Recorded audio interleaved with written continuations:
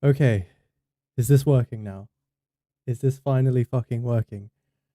I am so sorry. Is this working now? I think it's working. Holy shit. Okay.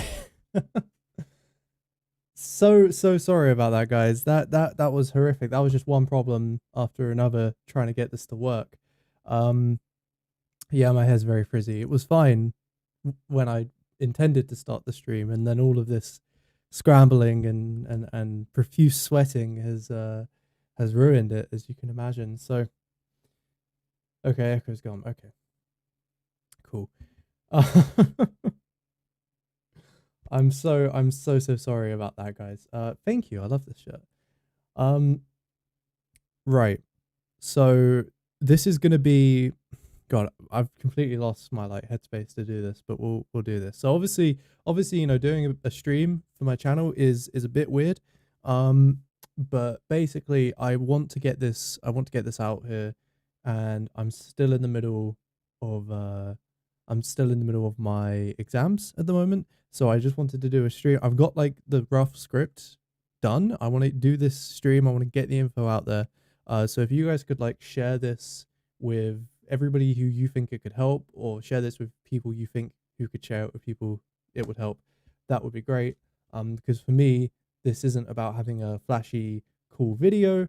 This is about getting some really important info out there. So give me one moment. I'm going to get some music on. I'm going to tweet this out, and we're going to have a good time. And yeah, by the way, thank you everybody for sticking around. We're at like 50 viewers. I was expecting to be down to like 10 by the end of fucking about with all of this. So thank you for waiting through that technical difficulty there. I do appreciate it. Anyway, let me quickly tweet this. Okay, cool. That's all good. That's all good. All right. Okay. Let me realign myself. What music do we want? What music do we want to listen to? Let's get some. I mean, we could just go for the lo-fi. I want to go for something inoffensive. Usually, I would go for like J-pop to get that hype vibe going, but I just want something kind of quite inoffensive, quite chilled, and should be good to listen to. Let me know how the volume is on that. I hope. Okay, can you hear that? Soundtrack of the joke. Where's my bisexual lighting? It's actually behind. I do have it. Hold on. You see? You see? I do have it, but you can't see it. Yeah, so sorry about that. I wish I could get some really intense bisexual lighting, but alas, we can't do that. Can you hear this music, by the way? Is that all good?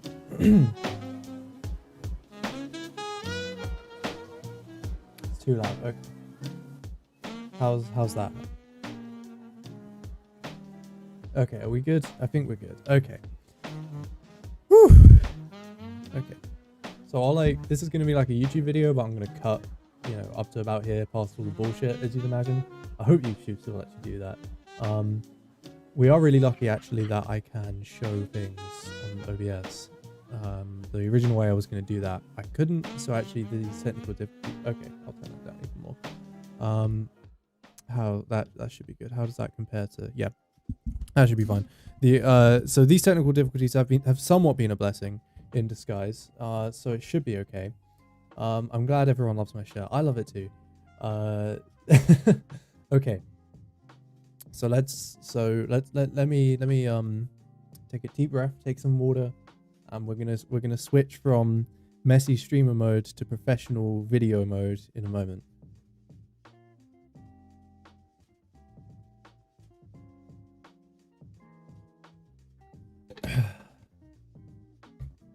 Okay. Whew. All right. So, I've been planning to do this video for a while, right? Now, it goes over a really important topic, and especially so with all of the shit that's going on right now. Originally, I was going to have it just as a regular video, but because my exams are still going on right now, if I were going to do that, this wouldn't be coming out for another month. And with everything happening, I figured it would make way more sense to just bang this out in a stream, get the info out there, and help any people that it might be able to help while it's still more relevant. And, you know, especially because it's not like I'm making some points that I'm trying to convince people into or whatever. So we don't need the flashy aesthetics and editing and all that. Just getting the info is going to be good enough. So I'm happy with that. Now, so what we're dealing with is basically this is part of it being a stream, right? Everything's a fucking mess. But so we're dealing with digital security, keeping yourself be it anonymous or defending yourself from the surveillance state and tracking while you're going to protests or just generally online, because this is something that the left really has no idea about, because, you know, they tend to be humanity orientated people rather than STEM lords and all of that. Luckily though, I am a STEM lord, so I can bring my knowledge to the field here, and I can help people out by, you know, doing this, which is I've thrown together a guide which should hopefully be accessible to anybody, you know, regardless of your pre-existing knowledge of tech. I'm going to try and keep it as simple as I can while giving the important info. So, and obviously, you know, with Trump trying to label Antifa as like a terrorist organization or shit like that, I mean, if we base that on what we've seen happen with Russia, who have already done that, and the powers that that's given them against leftist activists, I think a lot of this information is going to be very important for a lot of people, and I think it'd be very wise if everybody going to any type of protests just is clued up on these things, is taking the necessary precautions. So yeah, we're going to be going through every part of digital security, and we're going to, like I've said, we're working our way up from staying safe at protests to being full anonymous online, or at least that's what you can be. A lot of this information, you know, it's not going to be for everybody, because not everybody is a drug lord, and not everybody is elite hacker or whatever. So you don't need to go to the same extents that you do, that you would if you were those people, right? We are just regular leftists. We're out in masses, and that means that we don't actually need full coverage on every little detail, right? You don't have to worry about having yourself fully secured. What it's really about, a lot of these things is what they're really about, is making the jobs of the surveillors as hard as you can, right? Because what they'll usually do is they'll go for the low-hanging fruit of the people that aren't protecting themselves at all. If you can put yourself above that threshold where it's no longer like viable in terms of resources to pursue you and track you, then you're safe pretty much. Like if they really wanted to specifically target you, a lot of this wouldn't matter. But if that was happening, then you would be you'd be in a level above the average protester. So again, it's not really relevant. But again, we will be giving a lot of this information, and again, maybe not all of it will be necessary for what you specifically want to do, but either way, it is going to be helpful information. So I hope you take that into account.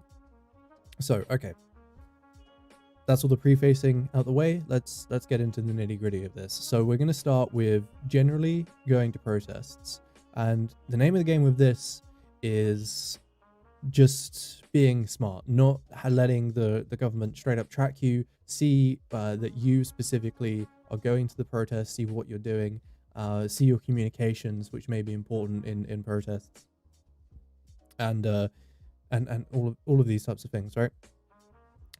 So obviously, you know, the basics apply here as they always do. Use cash for everything. Don't use your cards, especially, you know, while you're at the protest, if you're buying from like a corner shop or something, you know. But also when on the way up there, if you're buying public transport or something like that, then that can be used as an indicator to tell, you know, who you are and where you're going, which will be the protest. And we've seen this in Hong Kong already in their protests, where people have clued on to the fact that the government were using their equivalent of Oyster cards. Americans don't know what Oyster cards are. The tube card thingies that you use for public transport, they were using those to track the protesters and see who's going where. And in certain cases, they were using that to track down leaders and things like that. So always use octopus cards. That's the word. Thank you. Always use cash when you're doing anything related to the protest, obviously. But then also the other basics, like, protect yourself against facial recognition, wear masks, they are really rolling that out everywhere now, and it is going to become more and more prevalent. We can do our best to stop them with laser pointers, and that's great, but it's much better if you can just protect yourself completely so you're not being picked up by these things. So wear your masks, use cash. That's pretty much like that's the basic basis. I shouldn't even have to tell you that, really, but it's worth mentioning anyway. As far as the actual tech shit goes, though, so the main concern with a protest and being tracked is always going to be your phone, right?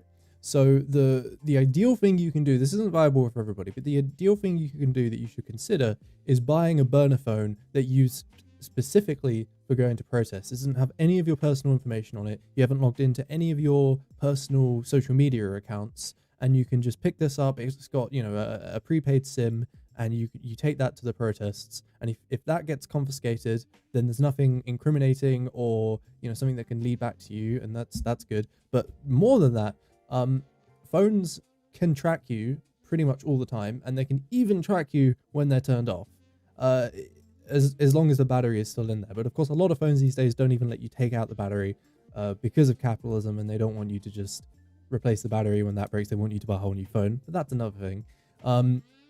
So yeah, just even carrying around phones that are even turned off can be used to track you, but obviously when they're on, they can be used to track you even more. So if you're carrying around your regular phone, it has a number that's tied to your name, then the government will know when you're going to a protest. They'll know where you've been in that protest and possibly what you've been doing. If you have a burner phone that, if you can get a prepaid SIM that you've got without having to supply an ID for, I think the specific rules on that differ from state to state, but I would look into that. Then you can be tracked by that, and it won't necessarily be tied to you, which is a big help there. So that's something you can do. And then of course, you can use this burner phone to record things and then post it to social media when you get home from your computer, which we'll be covering in a moment as well. And if you do need to use social media for things like keeping up with hashtags, if important information about like police activity or something like that is being transmitted over hashtags, then you can use Twitter, but use an account that use an account specifically for protests, right? And use one that you haven't logged into, that isn't tied with your other accounts, kind of thing. They haven't logged in from your regular computer at your regular home. Again, we'll get into much later about staying anonymous from online, but yeah, so you can just basically keep these things separate. Have something that your protest life lives on, kind of, and have something that and have everything else separated from that. But obviously, again, using social media, if you do have to for the hashtags, do keep in mind as well, that's going to add a lot more tracking, because it's one thing governments being able to track you with cell phone towers, but social media, obviously, these apps will have access to a lot of different things. Like they can obviously they can use your GPS if that's enabled, but even just having your Wi-Fi enabled, when that's going around probing different routers that might be around, that can be used as well to determine your location to a greater degree of accuracy. So again, keep in mind, if you do have to use social media, then use it. It's better to have information on what's happening with the protests, but keep in mind as well, that's going to add another layer of tracking, which could potentially be used against you. So it's about a trade-off, right? Okay, so if you can't afford a burner phone, or if you can't get a SIM that isn't tied to your ID, or you don't have time, or whatever it is, you can still take your regular phone. Ideally, though, what you're going to want to do with that is take out the battery if you can, and then only put it in like absolute emergencies to call somebody. And obviously, if you're doing that, you would be giving up that element of defense against the surveillance. But if it's emergency, it's emergency, right? If you can't remove the battery, though, a really cool thing, and this is why I'm glad we could get this going. Hold on. A really cool thing you can do is you can build Faraday cages. It's not as complicated as it sounds. It's not an actual like cage. But let me get the display up on here. There we go. Okay. That's the stream. Hold on. So, one sec. Sorry about this. All right. So check out this shit. Let me put myself up here. So, killyourphone.com has a lovely little guide on how to build what are called Faraday cages. And they are literally these little pouches, okay? And the way it works is, it's basically, they've got copper and silver kind of like interwoven into the material. So then when the radio waves that would usually connect to your phone through Wi-Fi or cellular or whatever, they go around the material and they can't penetrate into the material, meaning it essentially isolates your phone off from the outside world. You do need to be careful because, you know, depending on the strength of the signals, you'll need thicker material or maybe like multiple layers. And you do need to be careful about gaps as well, because if there's even one little gap, I mean, you know, we're talking about fucking radio waves here, so it can get through anything. But again, this has a lot of really useful information on how you can do this. It's got further links which are really helpful. So if you do need to bring your phone, then I would recommend building something like this. You can buy this shit on Amazon for like a tenner for like lots of sheets. So you can, I've actually made shit. Where are mine? I have some. I've just remembered I actually have some and I could show them. Hold on. There they are. Yeah. So this is how I've made mine. Let me get the webcam. I can't believe it. I only just remembered this right now. Okay. The fucking, hold on.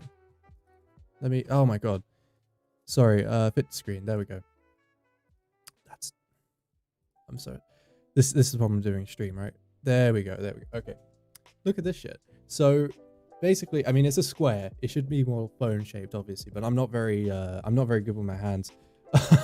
So I literally just use one of these things as the clip, and then you've got a little lip that you just undo here, and then it's just a little pouch. You can put your phone in there and you know, wrap it up, use this, whatever. I have tested it. I've tried calling my phone, I've tried calling other people's phones and stuff like that, and it does work. Right now, the way I've built this, it does tinfoil work for this? I don't know. I think it might, but it might not be as strong. I would recommend the proper material. Again, this type of information is probably on this website, killyourphone.com, so I recommend checking that out.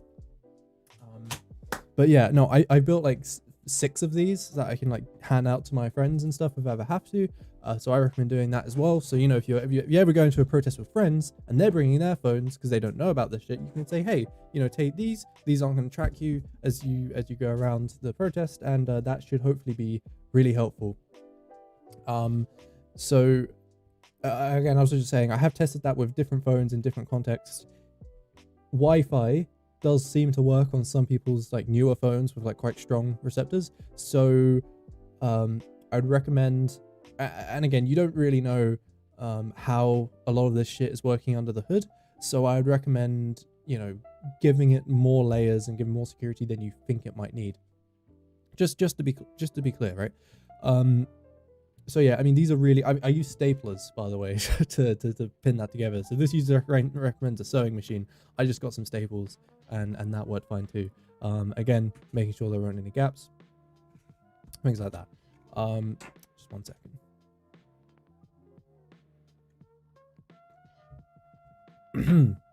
Right. So if you are going to bring your regular phone as well, keeping it in a Faraday cage is great. But if you get apprehended, arrested, whatever it is, and you get your phone confiscated, then again, it's a really good idea to either encrypt the contents of your phone, which we'll be going through in a moment, or just completely wiping down the phone and backing it up at home. So again, if you know you're going to a protest, you can't get you can't get a burner phone to use. Again, completely wipe that down. Store all the relevant media and whatever it is you need on your computer, and then when you get back from the protest, you can restore that onto your phone. So then if the worst does happen, the police get you and they take your phone, they're looking for incriminating shit, or they're looking for more stuff to tie you to. For instance, you've got some shady leftist Twitter account with some potential shit. They could, who fucking knows at the moment, right? If Antifa are like a terrorist organization now, and you're like, yeah, Antifa are good, because you're just trying to get some fucking likes on Twitter, then who fucking knows? Then, you know, then they can say, oh, okay, well now we can use, you know, the Patriot Act against you, and you can't get a lawyer or some shit like that, right? So it's really good to stay safe about these things and err on the side of caution, right? As another point on the burner phones, real quick, you keep. I would recommend keeping those in Faraday cages, or at least keeping their batteries out, and unless you're at the protest. So like while you're at home, keep it disconnected from the outside world, and then when you go to the protest, you can reconnect it and use it as you like. I think that would probably be the best way to separate the association of the burner phone with you, right? Again, it's just a little extra step you can take to secure these things. So that's how you should be going about phones, right? But there are a couple other layers to this. So first off is communication. This is really simple. Use Signal. Just use Signal. Download Signal and use Signal. You need a phone number to use it, but it's very simple. It's like WhatsApp, but it's open source. We'll be going into specifically what that means in a moment, and it's also end-to-end encrypted, which means there isn't some kind of middle server. There isn't some kind of middle server. Oh my god, sorry. You see, this is what I do all the time in my videos, but I can just cut all this out. Anyway, so there isn't any kind of middle server that's intercepting your communication that you just have to trust to not be looking at your messages and relaying those. With WhatsApp, there are, and actually, even though WhatsApp is end-to-end encrypted as well, so while Facebook can't actually, while Facebook don't look into your messages using WhatsApp, what they will do is save copies of the encryption keys used in the communication, and then they will hand those over to the police at request. This has been known to happen, so don't use WhatsApp thinking it's safe. It's safe against, you know, random script kiddies who want to try and hack you or whatever, but against the government, no, because it's owned by Facebook and they have certain regulations that they have to maintain under the government. Signal, on the other hand, there is no third party that you go through. It's a peer-to-peer. Well, actually, that's a lie, but it's open source, so you know that it's not. You know that the people that you are going through can't do anything because it's literally not. The program isn't made like that, right? Again, I'll go through in detail more about open source in a moment. But basically, when you need to talk to your friends, other protesters, use Signal groups. This is what the protesters in Hong Kong were doing, and it worked brilliantly. China couldn't do anything, and you know, I mean, there were Signal wasn't foolproof, right? There was, I think it's, well, hopefully it's been covered now, but there was one kind of, not like exploit or vulnerability or anything, but more of like an oversight where in group chats you could see other people's phone numbers. So at one point, you know, in Hong Kong, one, you know, government fucking rat or whatever joined a group chat, and then they recorded all the phone numbers of the people in there.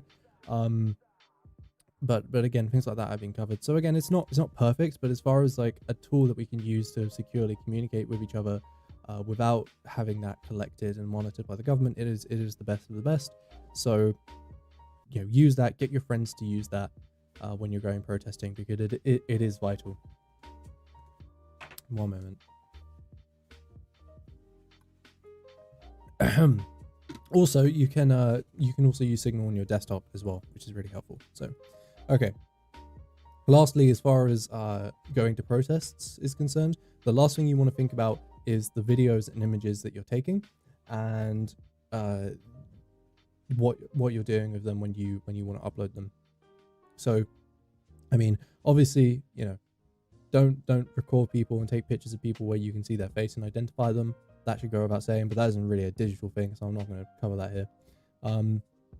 So basically, quick thing actually off the bat, don't use Twitter stickers to censor things. If you got a picture of someone and then you upload it to Twitter and you use the sticker to cover their face, don't do that, because Twitter will save the original copy, and Twitter users won't be able to see that, but Twitter will, meaning the government will. So that isn't a good idea. That doesn't really do much. And also don't blur out faces if you're going to censor people using image manipulation tools, because the wonders of technology, due to machine learning, we can now unblur certain images, or I believe most images. So that don't do that either, because the government will be able to deblur them and get the original image back. It's crazy, isn't it? If you have to censor something, just use straight up black bars. That's the solid way to do it. You get MS Paint, get a black bar on that shit, and just fucking get their faces out of it, and whatever else you need out of it as well. And that's the foolproof way to censor things. Now, as far as images go, when you take pictures on your phone, it will store in the actual file of the image itself, it will store all of this additional information in what we call metadata, which is like data about the data. And that will include things like the model of the camera, to things like the GPS coordinates that it had when you took the picture. So obviously this is very dangerous information if you're taking pictures of protests or potentially incriminating activities. You don't want your fucking GPS location or your name or whatever else is on there, or you know. So what this is called is EXIF metadata. So basically the best way to delete this, by the way, if you've got a picture, get the picture on your computer, okay, load that up, and then take a screenshot of that picture, and then the file of the screenshot won't have any of that metadata, because how could it? It would just straight up be the file, and then it would straight up be the picture, and then censor that picture, and then you can upload that to Twitter safely, and there won't be any dangerous information on there. So that's good. If it's videos, or if you've got like a bunch and you don't want to do that, then if we get this back real quick, then we can just straight up hold on, actually. Fuck. Sorry, I need to. Where is it? One moment.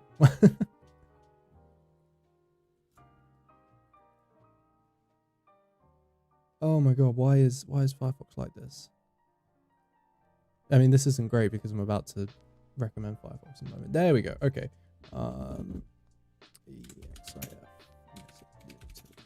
There we go. Okay, sorry about that. So I guess as we can see, if you literally just search in EXIF metadata remover, you get guides, you get tools online. You can do that online. You can download tools to do it for you. Personally, I'd recommend finding an open source tool.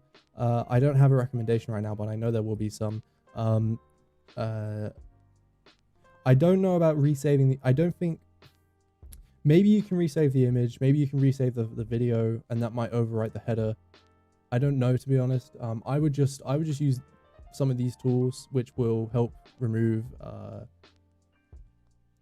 it will completely remove the metadata on it, and then it will be safe to upload it. So again, if you don't want to have to take screenshots of every single one, or if you've got a video that you don't want to have to re-record the whole of, then you use one of these, and maybe look into resaving the file extension, but I'm not sure I would trust that, because yeah, I don't know. Okay, so there we go. Cool. Okay, okay, and of course it goes without saying that you know, if even after you've censored everything, even after you've cleared all the metadata, then it should go without saying that if the video or the image is still incriminating, then you're still going to want to post that anonymously under like an anonymous Twitter account. Again, though, we're going to go into later how to properly deal with that. Yeah, Hecka Peely, can't say your name. So I would imagine that Twitter probably does scrape that, so other people, when they download those pictures, can't get that data back. But I would be very surprised if they weren't saving that data for themselves. Again, never trust Twitter or anything like that where you don't know what's going on under the hood. Again, getting ahead of ourselves is getting into open source. But right, the next thing I want to cover is device security. I think I'm going to try and put timestamps somewhere, which will where we can put these sections that people can jump to. So anyway, so device security is literally your physical devices, your laptops, your phones, whatever, and how to keep those secure from physical access, right? So the most obvious one in this case is device encryption or disk encryption, right? Where the actual content in the hard drive or flash device or flash whatever is encrypted. So it requires a password for you to access, and if people don't have that password, there's no mathematical way they can ever access that data, at least in our lifetimes, right? So basically, it depends what you're encrypting. For phones, it should be good enough to use the default Android tools for that, or default iPhone tools for that. I think the Android might be okay in terms of so I'll preface real quick. Using iPhones and Androids, using their tools to encrypt your devices, as far as like being apprehended by the police goes, will be perfectly fine. If you're serious about this and you're worried that like, oh, I'm doing some real high level shit on my phone, you probably shouldn't be doing on your phone in the first place. But if you really want to get serious about it, then I would look for an additional tool that isn't provided by the companies themselves, because I'm not sure if there's any kind of backdoor that the things we can't know if there's any kind of backdoor that they've added that allows high level authorities to simply, you know, bypass that type of encryption. But that isn't anything that your local police department is ever going to have, so don't worry about that. So yeah, if you're encrypting phones, it's straightforward. You can just use the tools that Android and iPhone provide you there, which will mean if it's taken, then they're not going to be able to look through your shit, basically, which is very good.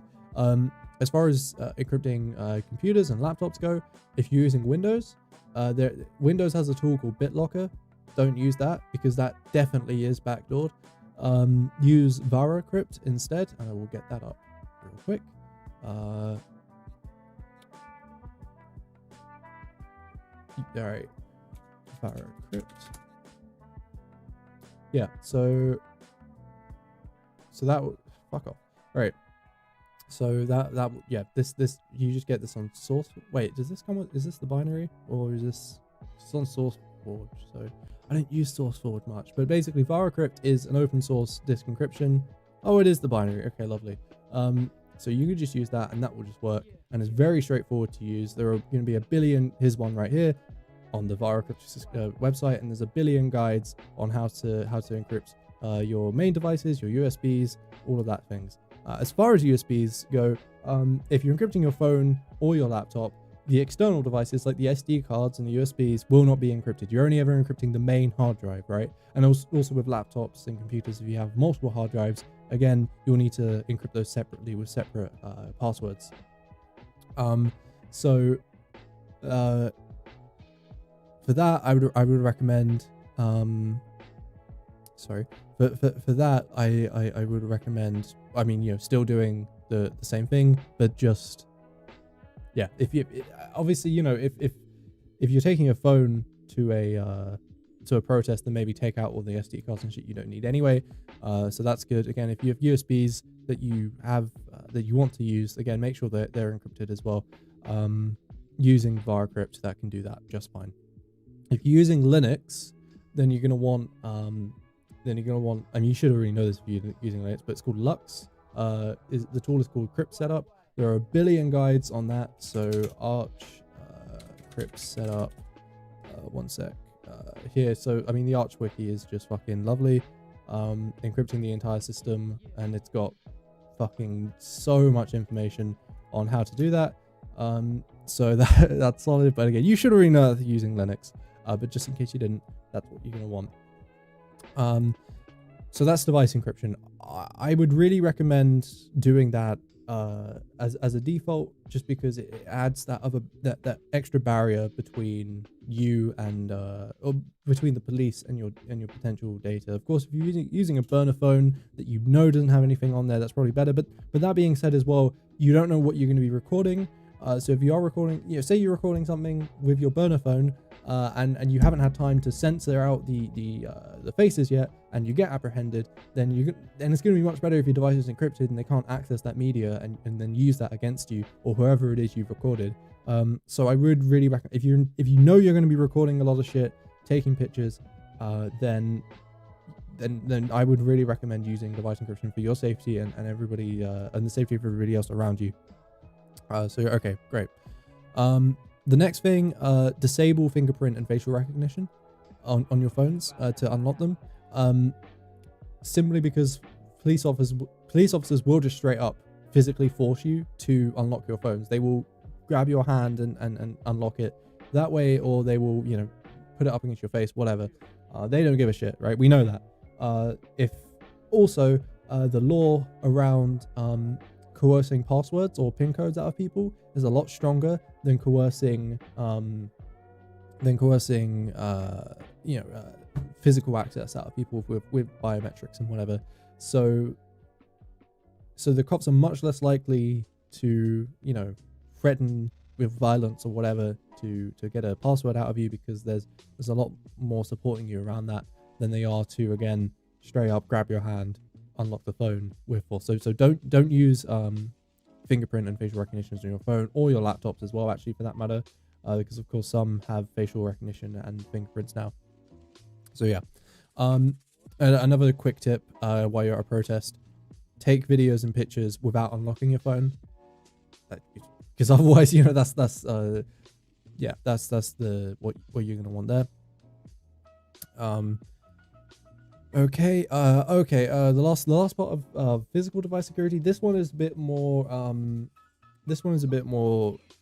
Obscure, but it's still good to know. I think personally, this freaked me out when I learned it. Right, it's kind of crazy. There's something called the Intel Management Engine, and basically every single motherboard which supports Intel CPUs, produced after about 2007, support or have installed in them these what are called co-processors that are like hardwired into the board. And essentially, these are all very mysterious. We don't know exactly what they do. We don't know exactly how they work. If you disable it, then it renders the whole device useless. And what we do know is that it has full uninhibited access to your entire system. It can see everything. It can see all of your memory or RAM. It can see everything that's happening over the network that your computer is connecting to. It's basically a full backdoor built into your entire system. AMD have this as well under a different name. It's basically the same thing. The reason the Intel Management Engine though is the one that gets or talked about is, one, because it was created first, but secondly, there is some leeway with the Intel Management Engine. So I will say, this is quite high level stuff. You shouldn't have to worry about like literally everything you've ever done being collected by the government, because from what I know, there hasn't actually been any recorded, say, like network traffic that's being picked up of remote access using this backdoor while you're using your laptop or computer or whatever. So we haven't actually seen that happen in a while, but I wouldn't be surprised if that couldn't be used in like to help a physical seizure or something like that. Or again, if you were specifically targeted by the FBI or something, then I wouldn't be surprised if that was used then. Nonetheless, so just in the interest of covering all your bases, there is, and just to get that info out there, there are steps you can take to remove the Intel Management Engine on specific computers. There's a BIOS called Core Boot. It's an open source BIOS. So that's Core Boot, just one word. And what you can do is you can tear apart your laptop, right? And you can get a fucking, do I have it on me? You can get one of these.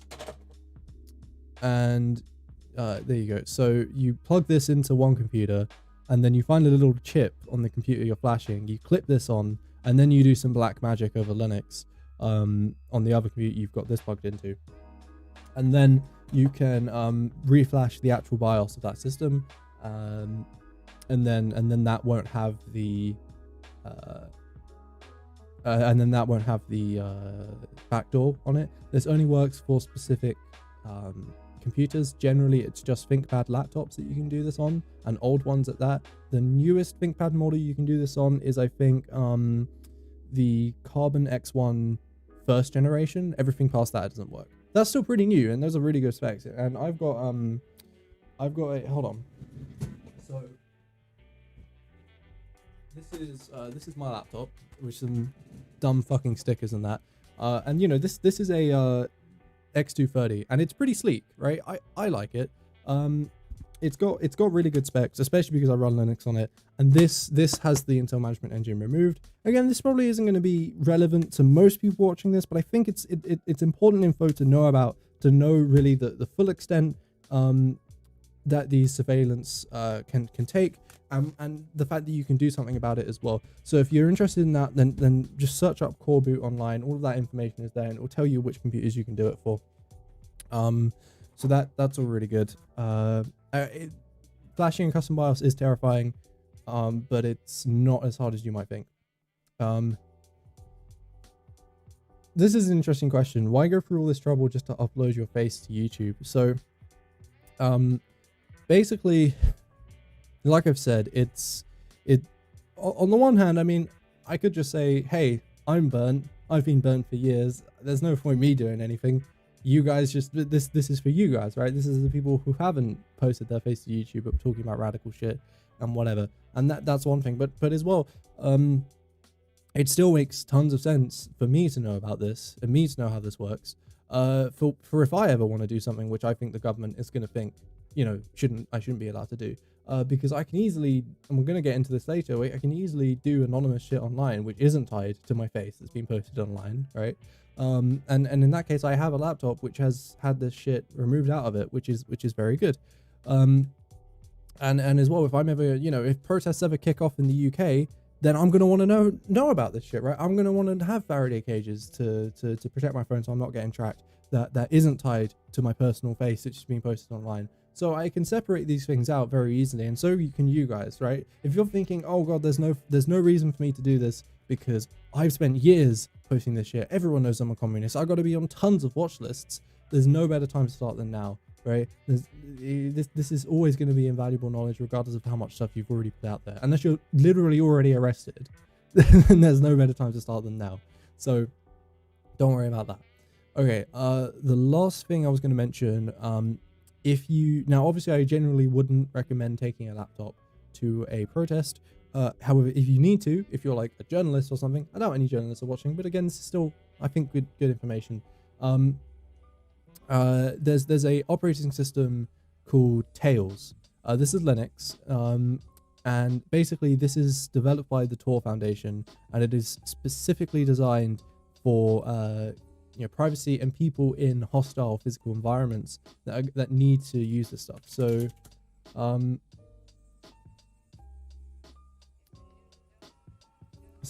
I mean, yeah, this is Tails. The way it works is, I don't know if you guys know about what's the word? Live USBs. That's the word.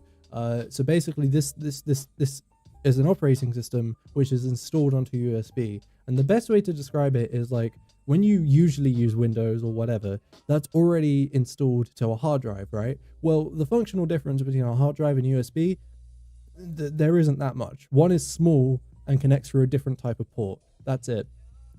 They still, at the end of the day, they just store data long term.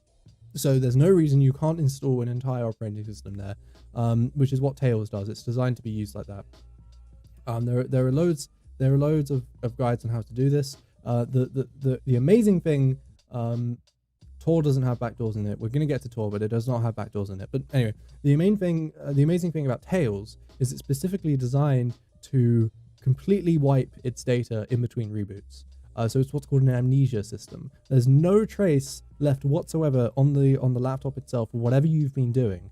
you can save data to the USB, which is of course, if you're going to do that, why it would be recommended to encrypt that USB. So if the USB is taken from you, it's encrypted and they can't access to it. But if they try to take a look at what's on the actual laptop itself, they will find absolutely nothing, which is really cool, I think. As well as that, again, we'll be getting to Tor in a moment. It comes up a lot, but basically, in Tails, everything is automatically configured to go through what's called Tor. We'll be talking about that, but it keeps you anonymous online as well as you're doing that. So again, if you need a laptop for whatever reason in a physically hostile environment, then Tails is what you want to be using. So again, do look into that if you need it. So, right, that's another section. So, right, defending from general tracking with open source is what I've named this one. This should be a pretty quick one, but this is just, so what we've talked about so far is specifically if you're going into a protest and you're doing shit which may not be all that lawful, or you just don't know and you just want to keep yourself covered. That's how you take those extra steps to separate yourself out and put yourself above that threshold of what's going to be worth pursuing to track and keep track of. Outside of protests, though, it can still be really useful to be aware of this stuff and take steps to just generally defend yourself to, again, make the lives of the surveillors just that little bit harder. So, again, putting yourself above that threshold and things like that. So generally, the biggest recommendation I can make on this front is always use open source tools as opposed to closed source tools. And what does that mean? So, wait, hold on, I just need some water. Right.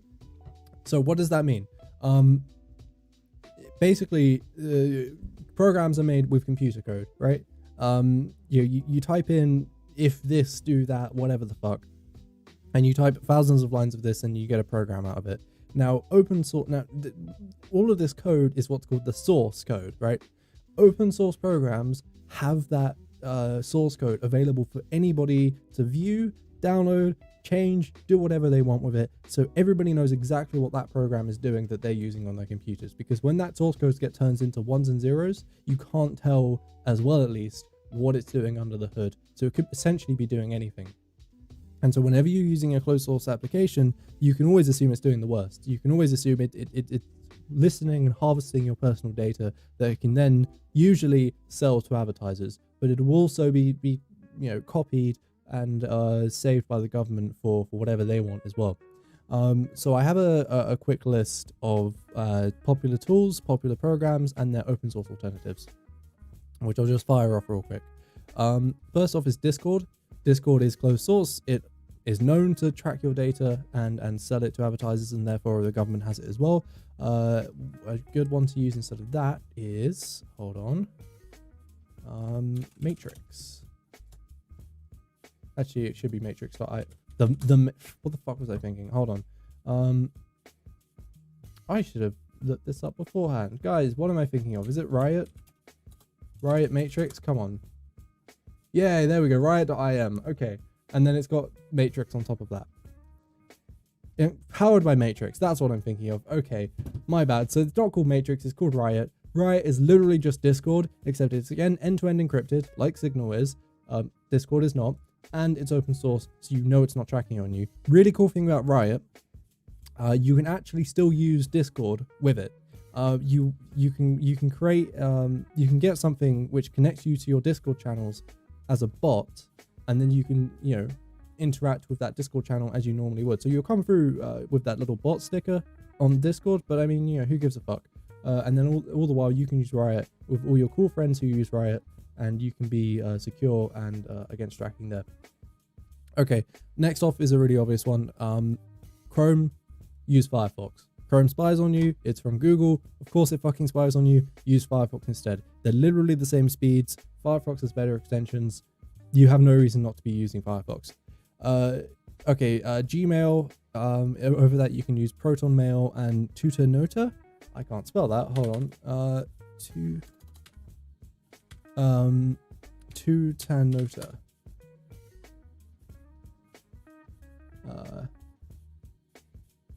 There you go. So this is a really good one. This is a very secure and open source email, end-to-end encrypted, all of that stuff. So yeah, you can just use this. It's better than Gmail, and there you go. So that's pretty solid there. Again, Proton Mail works as well. So whatever you want to do. Let me just okay, next up. This is a good one. Instead of money, use Bitcoin. I know it's a massive meme, but it there is something to it. There genuinely is. And basically, so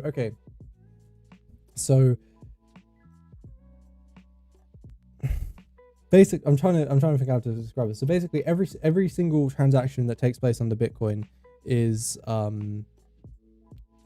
it is public, right? Everybody can see that. There are things called Bitcoin tumblers, which will basically you put in whatever money you have, and then it takes in money from everybody else, and it mixes up those transactions and then gives you back the equivalent money, but made up of everybody else's money, right? So if you, for instance, if you buy like £10 worth of Bitcoin, and then you have £10 worth of Bitcoin, all of which is tracked to you under whatever identity you bought it as, right? And that's really easy to trace from one step to the other. If you use a Bitcoin tumbler, then you get that £10 back, you get the equivalent amount back, but it's made up of like lots of little Bitcoins, which all come from different sources. So it gets very difficult for people who are trying to track you to figure out where that money has come from and where it's going. So that's one thing you can do. The problem with that, though, is that all of these services, Bitcoin tumbling services, one, they'll take a little money off the top, as you'd imagine. That's how they're funding their servers and whatever. But also, you don't actually have any guarantee that you're going to get your money back, because this is the dark web at the end of the day. This is Bitcoin. So you send that money and you just have to hope that eventually you get it back. So that's why instead I would recommend Monero, which I will quickly search up.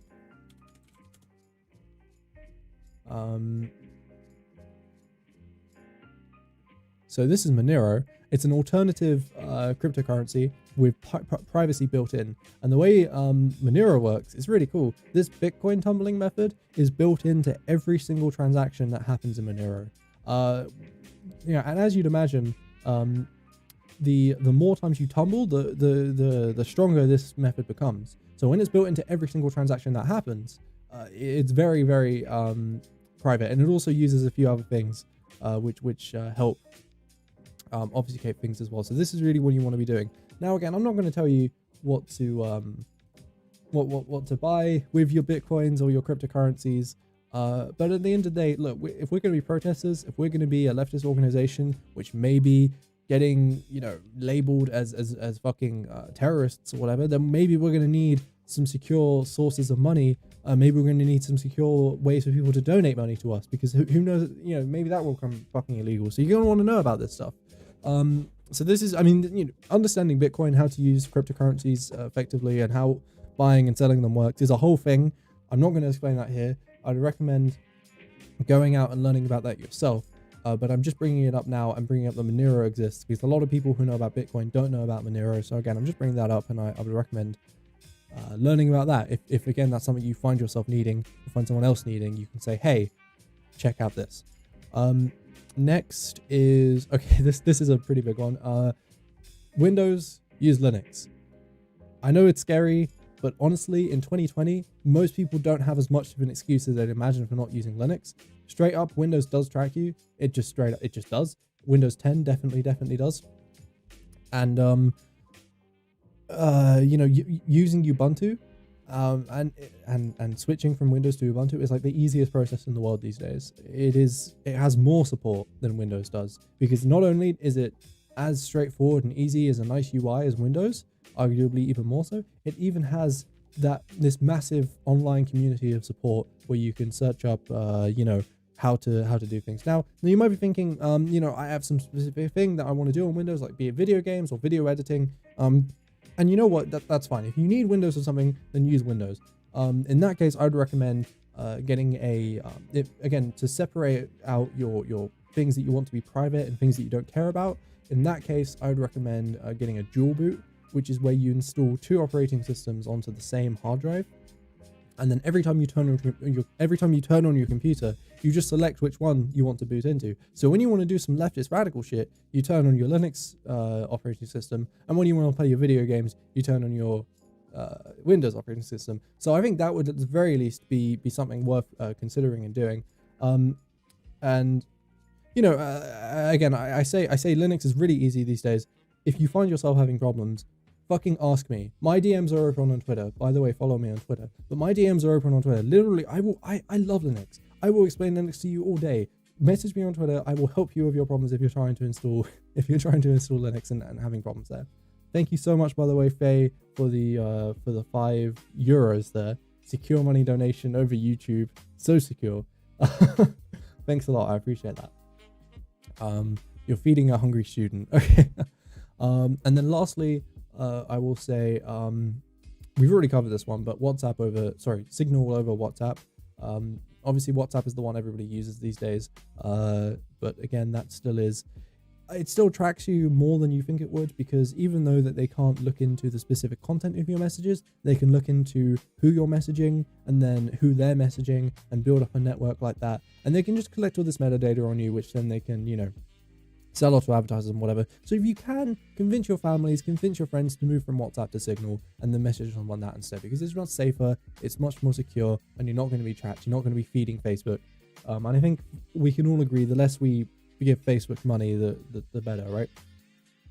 Okay, so those are all open source alternatives. That's great. Lastly, browser extensions. This is a really good one. Again, this is just general keeping yourself slightly more secure online, slightly harder to track. A few really good browser extensions I would recommend. Firstly, uBlock is just an ad blocker, but it also does block certain trackers as well. If you're using an ad blocker and it's not uBlock, you're doing yourself a disservice. uBlock is way more effective than any other ad blocker and uses way less resources. I really recommend that. If you want to get serious with it, you can also use uMatrix, which is I don't have it on this. Don't worry, we won't go into it now, but search up uMatrix. It's like a sister of uBlock, which is more advanced. It allows you to look up every single element and third-party website that's being loaded on whatever website that you're going to, and allows you to specifically select which ones you want loaded and which ones you don't load. On default, it only allows the scripts that are running on the actual website you're looking at directly, and then it blocks everything else. Usually you'll have to enable other things to get the website to actually work, but you can save those settings when you revisit websites in the future, and then you'll have all of these other scripts which you never have to enable. So not only does it make things load faster, but again, it can block out all of these extra trackers which uBlock might not get. Again, this one's more involved, so if you're not that tech savvy, then don't worry about it. But again, if you are, then I would recommend it. Thank you so much, Nightmare Masterclass, for the $10 there, by the way. I really appreciate that. No script does that for you as well, I know, but uBlock is much more powerful, so I would recommend that. Okay, and then another really good one just to generally have is Smart HTTPS, which will, again, HTTPS, so you may be familiar with HTTP, which is just like the main way which we load websites. HTTPS is the same thing, but with secure at the end. That's what the S stands for. This, again, is just generally pretty useful for having governments to prevent looking at your web traffic. It's not obviously a surefire way. If you're connecting to Google under HTTPS, they're still going to be keeping everything logged on their side. But it's still helpful. So Smart HTTPS, I mean, at the very least, it's a security thing against hackers or whatever else, because HTTP is very insecure, because if you're typing in your password and that data isn't encrypted as it's going over to the server, anybody can snap that out of your local network. So that's a really good one as well. Lastly, Decentralites, I think it's called. Hold on. Decentralites. Yeah, this one. Get Decentralites as well. Protects you against tracking through free centralized content delivery, Personally, I don't know the details on how this one works, but I do know that it's a really good companion to uBlock. So if you just install this alongside uBlock, it will do some extra shit in the background to keep you protected against trackers there as well. So that's a really good one. The very last one, Smart Referrer, I believe. Yeah, Smart Referrer. Improve your privacy by limiting referrer information leaks. So if you're going from one website to another, then Smart Referrer will strip all that away, so the website you're going to can't see where you came from. It's that simple. So those are the browser add-ons that I would really recommend to, again, really secure your privacy against tracking online. So yeah, yeah, I will be saving the stream, of course. Someone is screaming my name in the chat, but I think we're good. Okay, the very last thing, again, if you really want to get into, oh my god, I can't believe I forgot this. Instead of Google, use DuckDuckGo. That simple. Again, it's more privacy orientated. It's as good as Google. The only thing I still use Google when I want to search for images, because the image search for DuckDuckGo isn't very good, but searching for regular things, regular websites, DuckDuckGo is much better and doesn't track you like Google does. Thank you for reminding me of that one. The last thing I will say is DNS, which is domain name resolution. Basically, okay, so you know how websites have IP addresses of numbers, but they also have names, which are called domain names. Well, there needs to be some system to connect up how to associate an IP address and number with a name, so that when you type in the name, your computer knows which number it's going to, because your computer doesn't understand names, right? Usually this gets done by your internet service provider like BT or Comcast, if it's over in America, right? This will just get handled by them automatically, but that also means they can then track, and they do track, every single website that you're going to. So they can't see what you're doing on those websites, but they do know where you're going, and that can still be not so great. So one thing you can do is set up a local DNS server. This is actually a really cool Raspberry Pi project, one of these things. I just have tech shit lying around on my desk. A little Raspberry Pi project. You can set up what's called a Pi hole. It's great, isn't it? It acts as a DNS server. So not only is it faster, what it does is it completely removes trackers and advertisers out from your domain name resolution list. So this is getting a bit technical, but basically it will speed up your browsing is the best way I can think about it, while also improving your privacy, because whenever you make requests to get the IP for a domain name, you'll just be asking your own little Raspberry Pi rather than Google or an ISP who will be logging what you're asking for. Okay, and if you don't want to look into that, and you don't want to set up a Raspberry Pi, you don't have to do this on Raspberry Pi either, by the way. You can do it on your local computer. I recommend looking into that as well. If you don't want to set up all of that because it's a bit too intimidating for you, I would at the very least look into no, that's the wrong note. I would at the very least look into DNS over HTTPS. So DNS over HTTPS. This is something only for Firefox, but basically it will encrypt those DNS requests. So if you are using OpenDNS, which if you Google that, so one sec. So I don't know if OpenDNS tracks you like Google or Cloudflare do, but OpenDNS is a thing. It's an alternative DNS server you can use. So again, instead of setting up a fucking Pi-hole or your own DNS server, you can use these. But of course, if you're still using this, your ISP can still track what you're doing. So if you're using this alongside DNS over HTTPS, your ISP can't see that, and then that gives you another layer of privacy there. Again, this is a bit more technical. This is just little kind of corner cases, but again, it's good to know about. It's good to know what you can do. Okay, that's that whole section done. The very last one is now all of this doesn't keep you anonymous. This just protects you from tracking. This makes the life of the government harder to track you across the internet. This doesn't keep you anonymous anyway. All the websites that you're going to still know what your IP are. So this is still all associated to you. If you want to stay genuinely anonymous, then you need to use either what's called Tor or what's called a VPN, or virtual private network. And I'm just going to finish this water real quick before I get into that.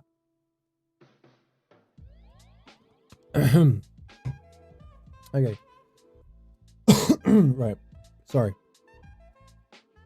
So Tor, you've probably heard of this one before, right? This is the big scary one. This is the one with all the deep scary dark web with the hackers and whatever. This video is sponsored by NordVPN. No, it's not. Okay. Sorry, I just so yeah, this is the one you've seen all in the media and whatever. Tor isn't that scary. All it is my camera's going out of focus. There you go. Okay, all it is fucking. It's really cool. I think it's really cool. And I'm fucking up my fucking stream. Hold on. Oh my god. This is again this problem with doing everything live. Okay. So this is Tor, right? It's fucking lovely. I'm an enthusiast of Tor, okay? And it could not be more inviting and open, because the whole point of Tor is that they want anybody to be able to use this, regardless of how technical they are. People across the world have to use this shit. You know, protesters across the world in governments way worse in regards to privacy than the US or the UK. I know that sounds almost impossible, but of course, yeah. Doesn't the government automatically put you on a watch list after downloading Tor? Yes, but that watch list is so fucking big, and you're already going to be on a watch list from watching this video or having a leftist Twitter account, that like by that point this is getting into the kind of just redundancies of how overbearing NSA gets. You should look into some of the trigger words that they use for like emails and private messages and shit like that. They are so benign that almost everybody is on one of these types of watch lists. So don't worry about that. It doesn't do them any good you being on a watch list if you're actually doing these things and protecting yourself anyway. Now, so trying to explain how Tor works. So let me think about this.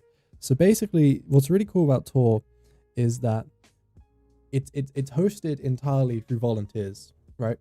So a better way to explain this is going to be explain how a VPN works real quick. So a VPN it's like a middleman that sits in between you and the website you're going to. So when you want to connect to a website and you're using a VPN, virtual private network, you connect to the servers in the VPN. So that could be NordVPN, wherever they are, or Norway maybe, I don't know. You connect to them, and then they connect to the website that you want to go to, and then they send that data back to you. So that's why it's slower to use a VPN, right? Because you've got to go through this middleman. Now the website, what they see is they see NordVPN. They don't see you, so they don't know what your IP is. Only NordVPN know what your IP is. So that's the problem.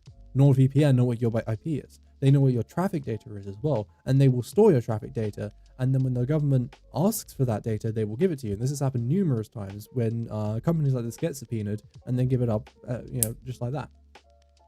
So don't use NordVPN. This is the opposite of a sponsor. So that's the problem with that, is that essentially you're just shifting where your trust is, right? You're shifting your trust from your ISP or the website into the NordVPN or whatever VPN you're using. So they're not great to use on their own. So that this is why Tor on the flip side of that is really great, because the way it's set up is that instead of having all your traffic go through one person, it goes through a series of 3 people and gets relayed around. And the way it's designed is that no one person in this series of 3 people will go through, or the series of nodes is what they're called. No one person can figure out both who you are and what you're doing. So you have the entry node, which knows who you are. It has your IP address, but what you're doing is you're encrypting data and then you're sending it to the entry node. The entry node, it sees who you are, it sees the encrypted data, but it can't read the encrypted data. Then the entry node sends that to a relay node. The relay node sends that to an exit node, and the exit node sends it to the website you want to go after decrypting it. So what the exit node gets is just a bunch of encrypted data, but it doesn't know where it's come from. It just knows where it wants to go. So it decrypts that data because it's the only one that can do that. The relay node and the entry node can't do that. And then it sends that data off to the website that you want to go to. And then all the website sees is the IP address of the exit node. So the website can't see who you are, the exit node can't see who you are, the relay node can't see who you are, and the entry node can see who you are, but it doesn't know where you're going or what you're doing. It's brilliant, isn't it? So that's the way Tor is set up. And again, this is just literally people in their homes. I set up a Tor node. I'll get into that in a moment. But this is just people out off their own back setting up these nodes, or in a lot of cases, it's academic institutions setting up exit nodes to support and build the Tor network, and that's all it is. It's not one company somewhere that you just have to trust. It is literally just a mesh net of people which you arbitrarily choose paths to get to where you want to go. Tor is really, really great. I really recommend it. So that's why it's also a really important thing with Tor as well. All this encryption happens completely automatically. Yes, that is correct. That Tor handles that internally. Sorry, I'm losing my train of thought here. So a really important point about this as well is you can use this for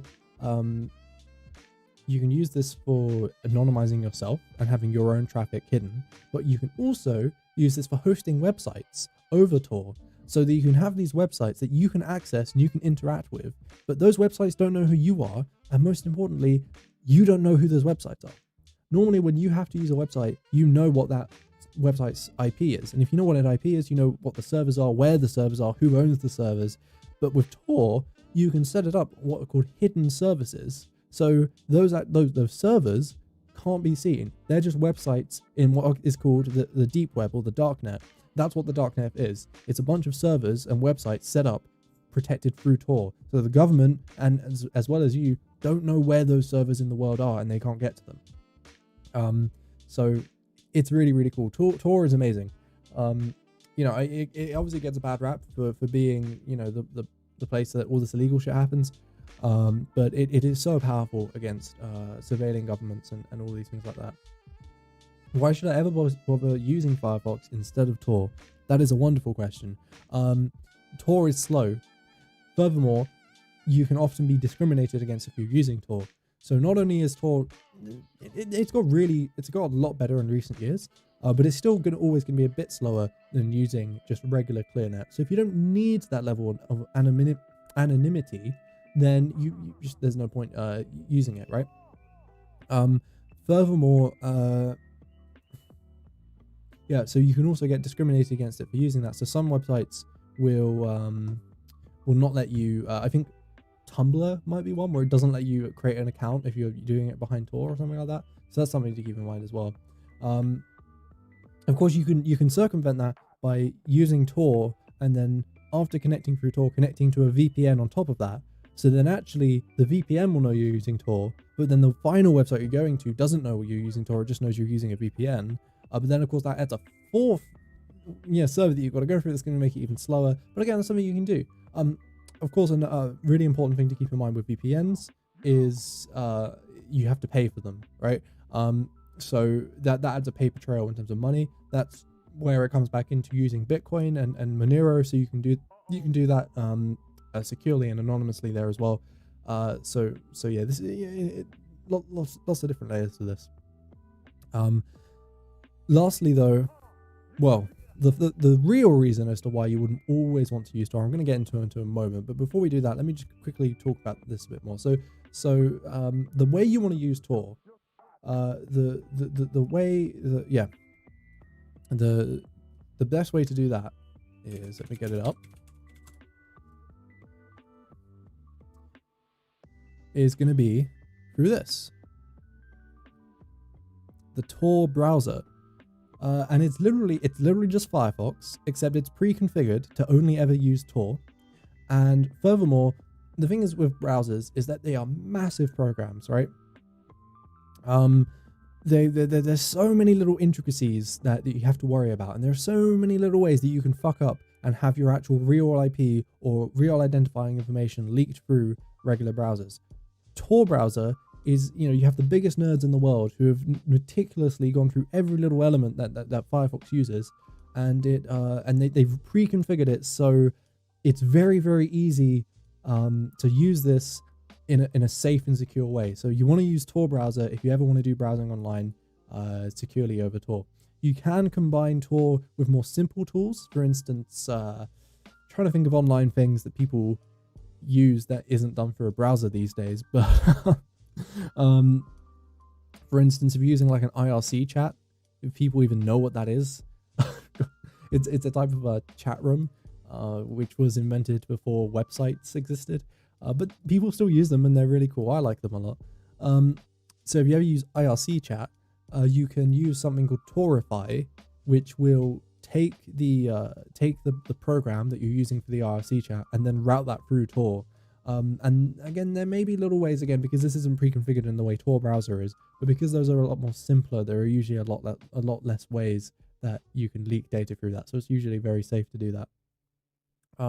Secondly, that's how you use Tor browser on your laptop or your computer. If you want to use it on your phone, then you have to download something called ORBot, so ORBot, which is literally just an app. It's the simplest thing in the world. I have it on my phone. I'll show you guys real quick. Where is it? There it is. Hold on. Okay, there you go. Can you see that? So that it couldn't get simpler than this, right? It's just there's a big button and you press start and you have VPN mode. It's not actually a VPN. What that means is it routes all of your apps through this, so you can turn on VPN mode. And then it will automatically start Tor for you when you do that. And then it takes a moment, and then it's fucking 30%, 50%, 90%, whatever, and then it's done. And then everything I use will be through Tor on my phone. It's great. So that couldn't get simpler.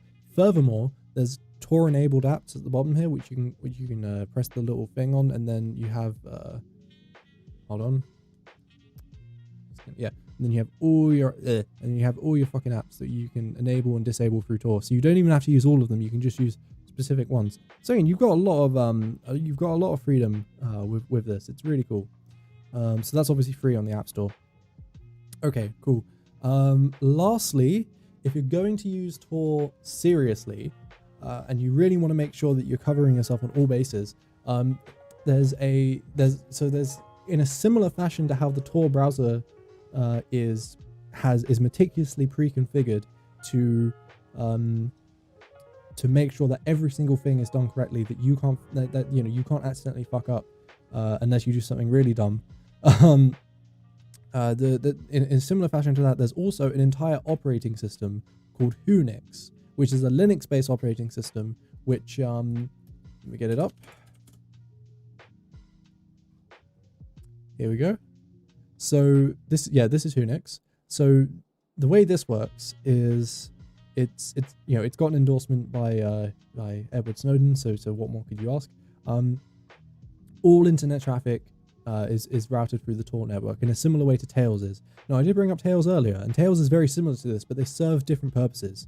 Tails is meant to be a portable USB-based operating system which you can plug into any laptop, and then it will leave no trace that it ever ran on that laptop whatsoever. Unix is less portable, but it serves a different purpose. So it's what's called a virtual machine, and what a virtual machine is so basically, you know how your computer runs on memory and CPU and whatever else. You can kind of like portion off parts of your actual physical memory and parts of your CPU to a second computer that gets emulated inside of your first computer. So you essentially have a computer within your computer, and whatever happens in the virtual machine stays in the virtual machine. So your computer can't see into the virtual machine, and the virtual machine can't see out into the main computer. So there's that layer of separation, and you can run an entirely different operating system in there. If you're using Windows, you can run a Linux virtual machine. If you're running Linux, you can run a Windows virtual machine. That's what Unix is. It's a Linux virtual machine which runs everything through Tor and has all of these little things that you would never in a million years think of. Like, one thing that really caught me up when I was looking through all of the specific things it does, like it has a list. These are all of the additional tools that it adds, by the way. One thing that caught me up when I was reading this was like the skew on the, here it is, time attack defense the skew on the actual BIOS clock can be used to identify who you are in between different website visits. So if you have a very specific offset on what your time is compared to the real time, then that can be used to track you across the internet. And it's small shit like this which Whonix will which will go through and make sure that you're defended against. It's fucking crazy. So it's all of these little things which again, if you want to be serious about using Tor, use the Tor browser bundle, use it on top of Whonix, and then there is no way that you're going to be caught out using that, at least without human error, right? So this is the real, like, this is the high end shit. Okay, another thing to keep in mind is Tor nodes and what's called Snowflake. Like I've said, Tor is built up on just individual people running their own nodes that then anyone in the world can connect to as they need to use the Tor network. So personally, if you want to help the Tor network, besides donating money to them, which is one thing you can do, do I? Hold on. Yeah, I do. Hold on. So if you actually run your own Tor node, you can get this really cool t-shirt. you can get a Tor t-shirt. You can't buy those. You can't even buy those with donations. You have to run a node to get those, and you have to run it at like a certain bandwidth for like 2-3 months. It's so cool, man. I'm like geeking out so hard, but basically, if you want to help the Tor network, then you can host your own. You can like kind of volunteer your own bandwidth so that other people around the world can connect to you, and then use that. Again, there are loads of guides online on how to do that. The one thing I will say, you'll find this all the time in the guide, but one thing I will say, so you remember how I've explained entry nodes, relay nodes, and exit nodes. Because the exit nodes is where the unencrypted traffic is coming out of to go to those websites. A lot of the time you'll have, genuinely illegal things coming through that, which is why you should never host exit nodes outside of your own home. These people have actually had SWAT teams break into their house because of this, where that traffic that's coming out of the exit node will be associated as your own traffic. So the way that you get around this is just by being an institution like a data center or a university which has the proper legal backing to explain what it's doing, because it isn't actually illegal to host an exit node, but it's a lot harder to justify if you're just a random person. So you need that legal defense behind it. But running relay nodes and running entry nodes, you'll only ever be transmitting encrypted data. So whether or not that data is illegal, you have no idea, and neither do your ISPs or whoever else. So you'll never get arrested for that, which is what I do. I host a relay node, and that's a really good thing you can do, because that it speeds up the Tor network. It provides additional anonymity for people who need it. Furthermore, though, it also provides additional anonymity for yourself, because here's the interesting thing about Tor, right? It often at the end of the day, it does anonymize you, and it does encrypt your data. But here's an interesting story, right? Just to demonstrate what I'm talking about. So a few years ago, well, several years ago now, there was this one kid at a university who didn't want to do a test because he was panicking and he hadn't revised and he thought it was going to fail. So what he did is he used Tor to send an anonymous bomb threat to the university to get the test cancelled. Now, the university knew that they had got the bomb threat through a Tor relay node, Tor exit node, right? So they knew whoever sent it was using Tor. So what they did is they looked through their internet, because this guy lived on campus, right? And they saw that the only person on the entire campus who was using Tor at the time that the bomb threat was sent was this guy. So even though Tor would hide his IP, even though it would encrypt his traffic and all of this fancy shit, at the end of the day, if they can see that you were using Tor at the same time that they got it, then it doesn't really matter that much, right? But think about it like this.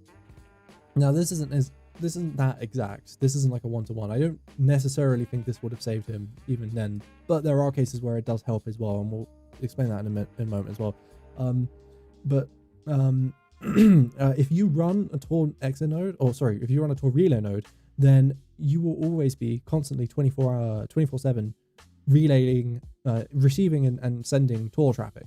So it's a lot harder to pick apart what traffic is coming from you that you're using, and what traffic is coming from this server that you're running, or from your own computer to send and receive Tor data.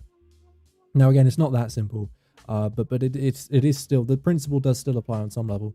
So again, if you want to really bolster your anonymity there while doing a good thing for a good network, then that's something you can look into as well.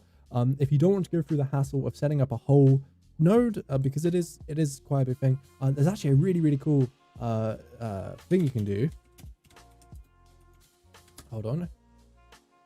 There's a simple browser extension that you can install called Snowflake. And Snowflake is a WebRTC pluggable transport for Tor, which just means when people in censored countries where Tor is completely banned, like China for instance, when people in China want to connect to Tor, they can't connect to entry nodes because all the entry nodes, they have to be public for people to connect to them. So what governments do is they just blacklist those IPs, but they can't blacklist, for instance, my IP because I'm not an entry node, right? So if I have a Snowflake browser extension, then you act as a proxy for people in China to connect to you, and then you connect to the entry node for them, and then you act as just a little proxy between that. So again, this is giving up some part of your bandwidth. So if you have a very low internet connection, then I wouldn't recommend this. But if you do have some spare, then just throw this tool on. I mean, I use it 24/7. I've never noticed any lag or whatever from it. So I mean, I don't think it's that bad. So throw this on, and again, this is like the minimum you can do to help out the Tor project. So I'd really recommend that. So yeah, cool. Okay, the last thing I want to mention about Tor is, again, it's really great, but as I've said, it does come down to human error as well. If you're the only person using Tor at a specific time in a specific place, that can be traced back to you, right? So there's strength in numbers. At the same time, all it does really is hide your IP. So if you log into your own personal Twitter account behind Tor, it doesn't really matter that you're using Tor, right? Can't they just block the Snowflake IPs? Yes, but this is why it's called Snowflake, because the way it's been described is they're trying to build up a blizzard, as it were, where enough people use Snowflake, it gets harder and harder to block all of these new IPs constantly coming up that might constantly be changing as well, and it gets just impractical to do that.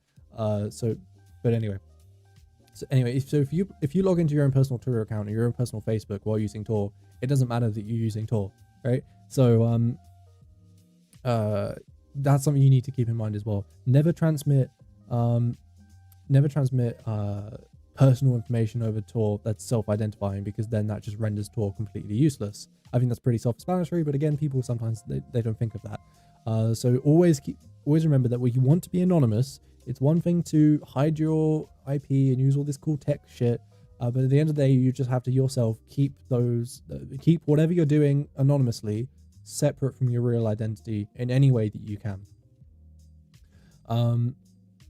So yeah, if you want to be as secure as possible, try running Tails of USB stick from the chat there. Again, I would only recommend that if you need to be portable, if you're something like a journalist, if you're something where like you're in constant risk of having your digital devices confiscated, do that in that case. And otherwise, I would still recommend using Unix, what I recommended earlier, because that's, again, it's just more geared towards like general everyday usage of Tor. It's just easier to use, and you don't have to worry about the constant rewriting of the whole system every time you shut it down. So yeah, Tails is great. Unix, I think most people is going to serve better, but again, keep Tails in mind as well. Okay. Oh shit. Okay, that's basically it. The only other things I was going to say about metadata and using Tor safely is things we have seen the government use to identify people over Tor is matching up things like time zones that you log in. So for instance, if you're like, say for instance, you're running like a separate Twitter account under, some radical thing that you don't want the government to know about, but you're doing this regularly, right? If you tweet every day, or if you're only ever online in a certain time frame, that gives the government an idea as to what time zone you're probably in, and therefore what part of the world you're in. So that's, again, additional information that can be used to kind of like build up a wider picture. Another thing, so again, if you're going to be serious about that, randomize the times that you're coming on, or never log off and just always be on Twitter 24/7. Yeah, that's one idea. Another thing is keyboard heat maps. This is how ridiculous it gets, right? But if you always type in a certain way, then certain letters in your keyboard will be like more frequently used than others. So if you have a constant stream of content through private messages that have been intercepted, but they don't know who they're by, for instance, or again like tweets or something like that, then they can build up again like heat maps of what parts of the keyboard you use, and if they can correlate that against, say, they have you as a suspect, for instance, but they're not sure, and they compare how you type versus how this random identity types. If they match up, then again that can build into a bigger picture. So it's all about randomizing all of these things that can be very difficult to think about. But those are just like honorable mentions I wanted to bring up in terms of staying secure. Anyway, fucking hell, that went on way longer than I thought it was going to go for.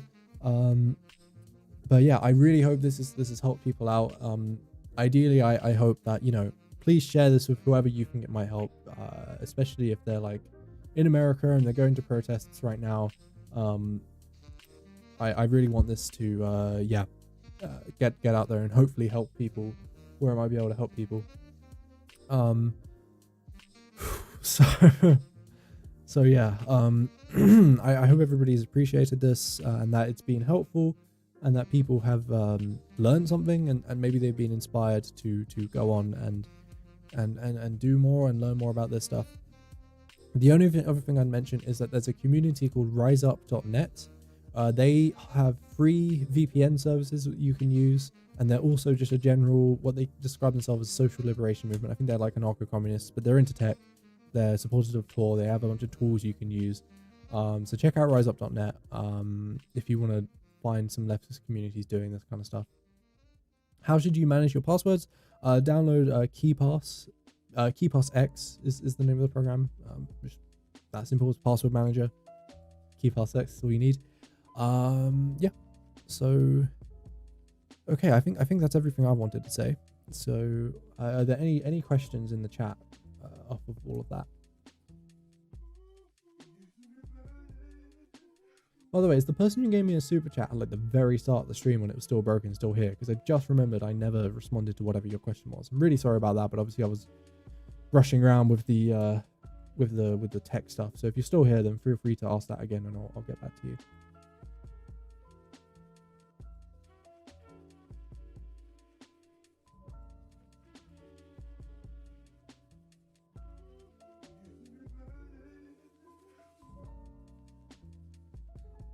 No? Okay. Looks like we're good in terms of questions. So, am I going to stream on your Twitch channel? That's a good point. Guys, I have a Twitch channel, so check that out. I'm going to post that right now.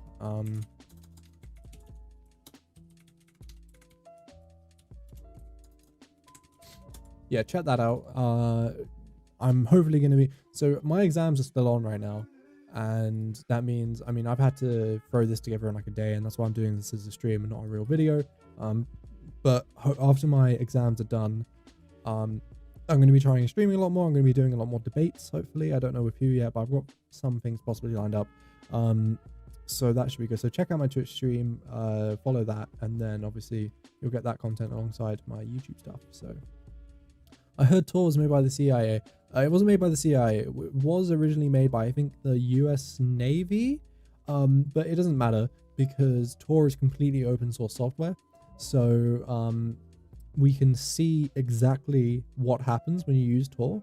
And so if there were backdoors implemented by the government, we would be able to see that and therefore say, oh, don't use Tor. So because it's open source, we know there aren't any problems with it.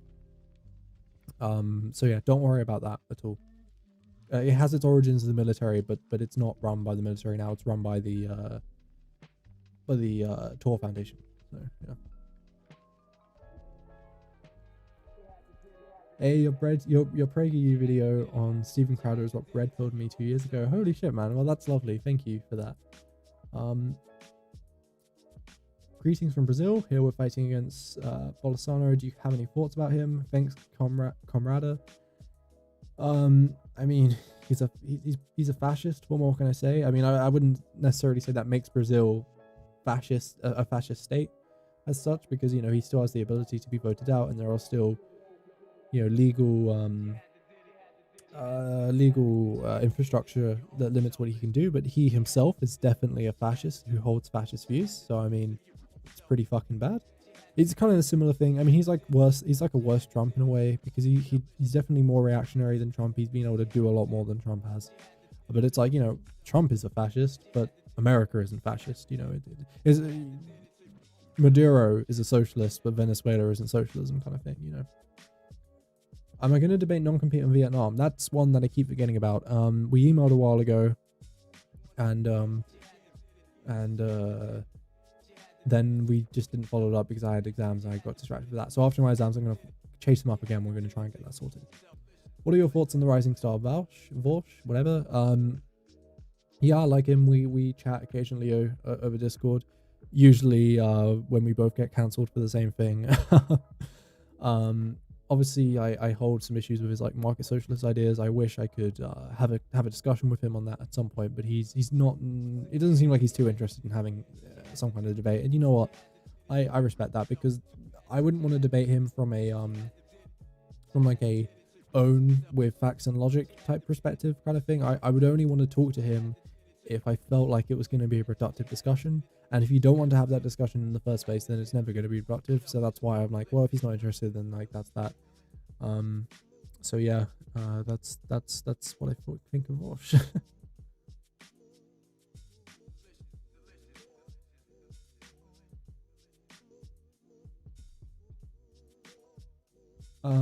There could still be backdoors in the executables they provide for download though, couldn't there?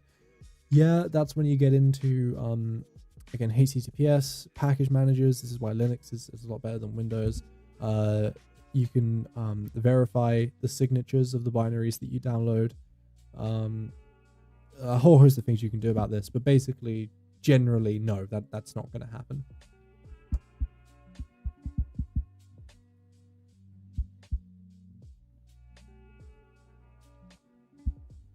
Okay. So I think that's gonna do it. For God, I am exhausted. I haven't even had dinner yet. Fuck my life, man. I'm gonna have to go out to the 24-hour shop and buy some fucking pot noodles or some shit, because I had a curry, but like I'm not cooking a fucking curry at 2 a.m. I'll be done eating by like 4 a.m. Like fuck that, man. You can just not eat. Just get a pizza. I don't know. Okay, we're just rambling now, so I'm just gonna fucking end the stream.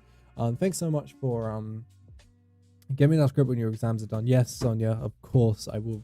That is top of my list as soon as my exams are done. Obviously, I wanted to get this done anyway because of the riots and shit. But yeah. How am I celebrating 4K followers on Twitter? I refuse to celebrate any number of followers until I get back to 5K followers that I had on my original Twitter account, because anything below that is just it is nothing to me until I am back where I originally was.